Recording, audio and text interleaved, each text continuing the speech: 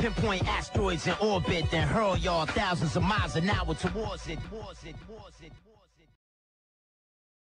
So Brian recently made 2 response videos, neither of which offer anything more than just calling me a liar.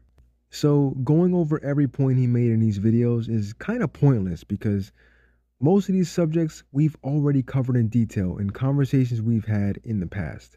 The link to these conversations will be in the description if you care to watch. I'm not going to go into some long, drawn-out description of how Brian is wrong about my observations and about geodetic surveying, and how he somehow believes surveyors are completely oblivious to the fact that the Earth is actually flat, but they've been mistaking elevation for Earth curvature all these years.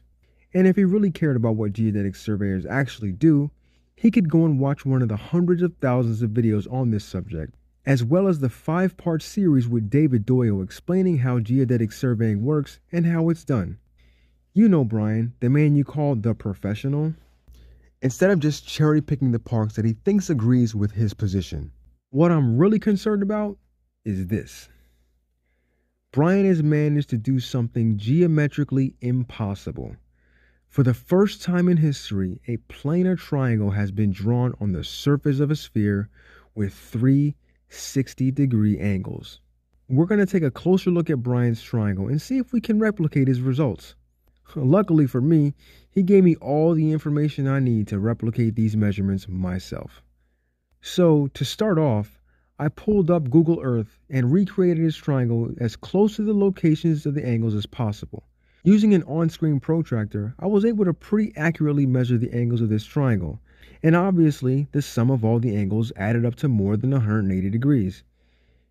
Then I tried it on my basketball, and sure enough, the angles on this triangle also added up to more than 180 degrees. Doing something twice is worth doing one more time.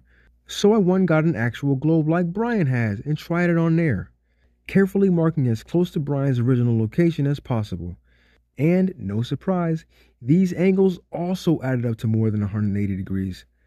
I also recall making this same measurement about 2 years ago using an exercise ball, with, you guessed it, the same results. So I'm not sure how I was able to measure spherical excess using 4 different size balls, and you mysteriously couldn't measure it on just one. So now let's talk about dishonesty. Let's go back to your so-called measurements. I don't know, B-Ball. Looks a lot like 60 degrees, man. Not 79. I don't know. What do you think? 30 and 30 equals 60, right? What do you think, buddy?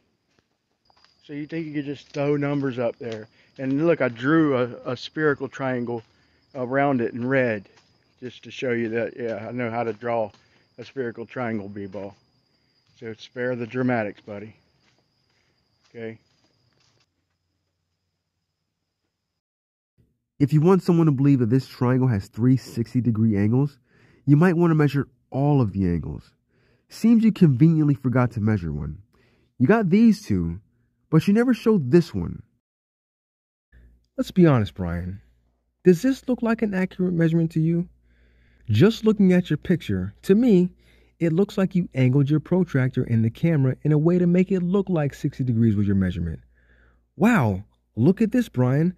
I can make this 70-degree angle look like a 60-degree angle. And you have the nerve to call me dishonest. Listen, if I'm going to measure an angle, I'm not going to hold my protractor at an angle a few inches off the surface. I'm sure if I did something like that, it would immediately get called out.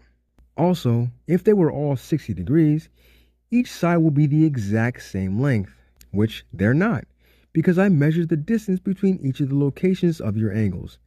And I'm sure you didn't once try and measure the distance between all 3 points. That would have been a good idea, Brian. I mean, at least try to make an accurate measurement next time. But then you'd have to deny the outcome of your measurement. And I know how bad you want to be right, and how bad you want the Earth to be flat. Once again, thanks for watching.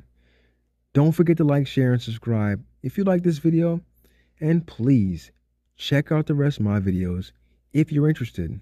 And as always, peace. Pinpoint asteroids in orbit, then hurl y'all thousands of miles an hour towards it.